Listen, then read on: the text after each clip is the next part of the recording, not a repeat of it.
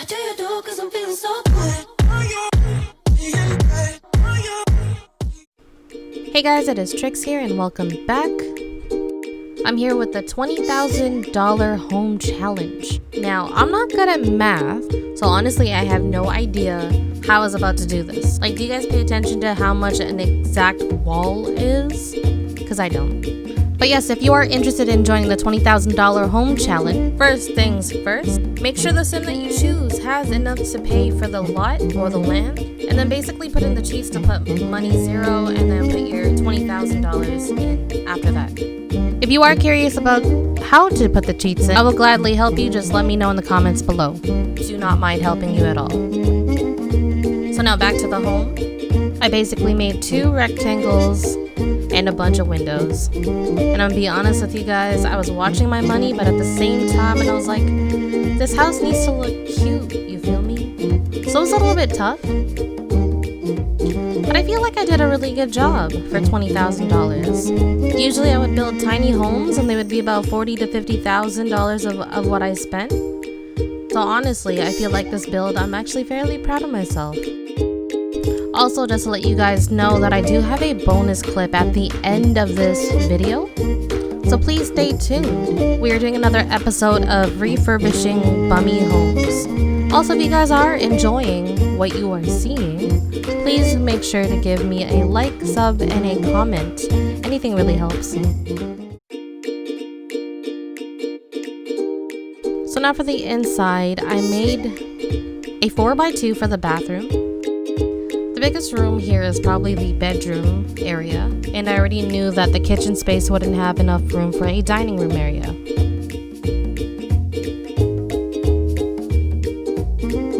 I was really having trouble putting these cupboards in because of all the doors that were leading inside to that room.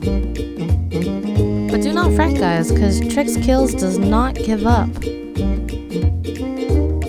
So I did actually kind of give up the kitchen for a little bit and went to the bathroom and said, hey, I will solve you later.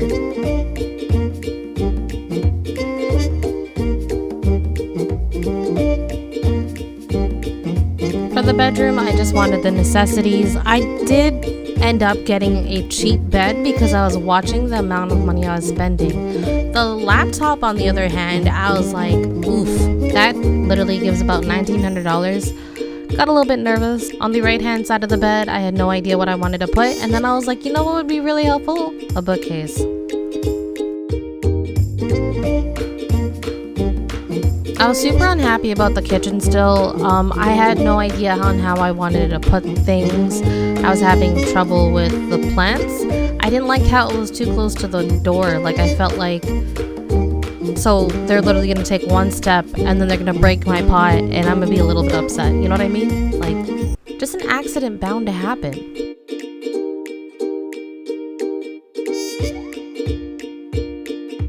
So now time for the cabinets. I didn't have a lot of cabinet space just because of the windows that I placed there.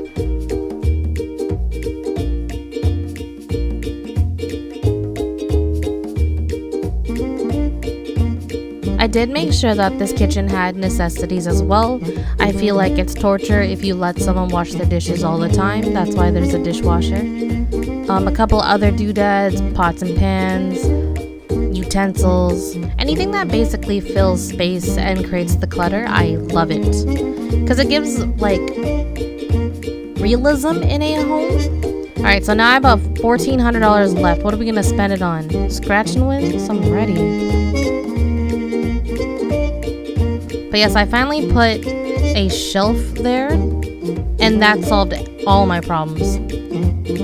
And I think what I did with the last $1,000, I bought a TV and some grass. And the coolest thing is that I have $13 to buy myself a pizza. Wait, pizza's like 25 bucks. Well, I guess you're eating cereal today, Philip. And this is the final look. Not too shabby, quite quaint, livable, and under $20,000. What's that? Bonus clip! You can find this bummy house in Willow Creek. It is on the furthest right, and it looks like a rectangle from map view. So what I did first was I tried to fix the outside, try to make it a little bit more pleasantly to look at, more visually aesthetic. So I erased the windows because they were a little bit too small for me, and I kind of wanted it to be a lot elongated so they can have a better view of their neighbors. I also didn't like the white and the bland look to it, so I did put browns just to make it a little bit more contemporary.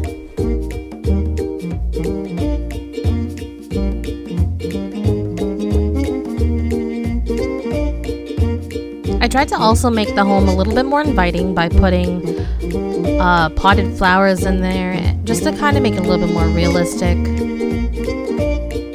For the outside, I did something a little bit different. I placed angular windows just to keep that contemporary vibe going.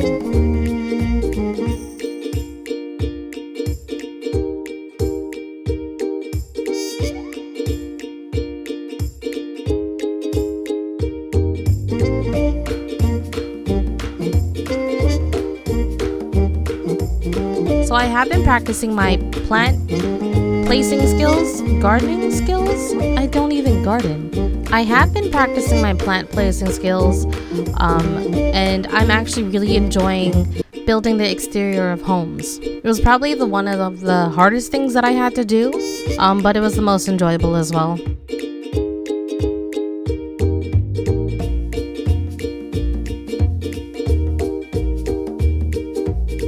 So basically my trick is I would choose like 3 main plants that I would want to showcase, and then possibly like a 4th one just to kind of highlight the rest of it, because if you just put a bunch of green leaves on top of green leaves, it's just going to look like textured green leaves.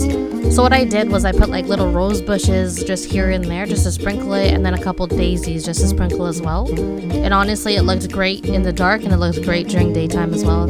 I repeated it on the other side, trying to make it as similar as possible.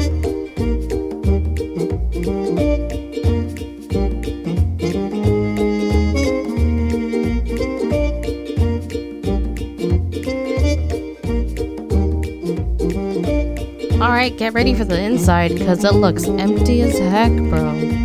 I decided to delete everything. I wasn't happy with the furniture placements. I did keep the same walls technically, but for the master bedroom I added a bathroom for it, which you will see in about a minute or so.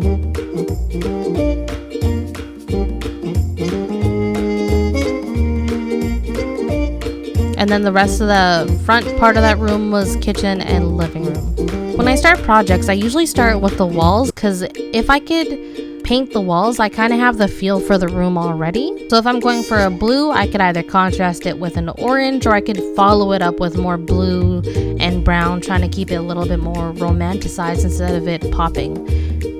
That's kind of how my brain thinks about it when I think about color palettes. For the master bedroom, I kept the walls white, paired with a dark wooden floor. And for the teenager's room, I kept it very bright, but fairly simple at the same time. And then coming back into the master bedroom, I followed the theme of having earth tones within it. So a green wooden bed and basically a half log seating, paired with a white rug. I followed that up with a green dresser as well.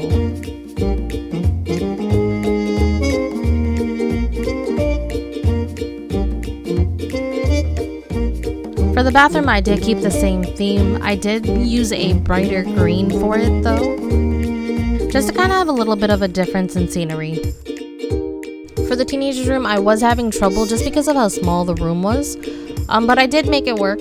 I put a singular bed with a table and then a couple of shelves just to kind of fill every corner of the bedroom. For the kitchen, I did keep it blue just because I really like the blues and the browns, highlighted with a white.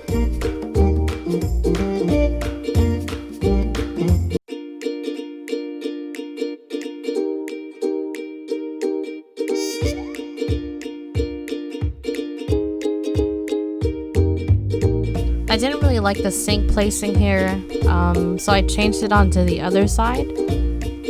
Just so like one side could basically be usable and the other side I could put a bunch of clutter on that one.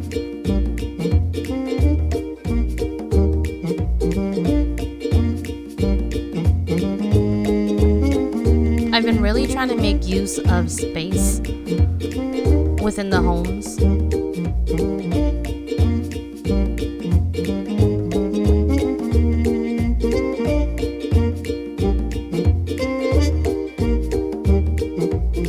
Also, if you guys are enjoying this video, please remember to comment, like, and subscribe. I also do weekly Sims 4 build-offs within Discord. So if you or anybody else you know who loves to build or who wants to learn how to properly build, please click that link below. And just let us know. Easy peasy, don't be shy, dude. I would like to say that this bathroom is fairly cramped. I made the sink and the toilet basically share one square. Very usable as well still.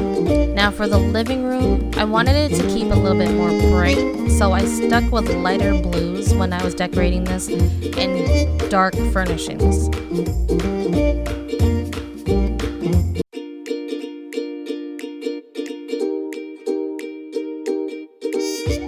Some flower decorations on the side, paired with a nice blue rug.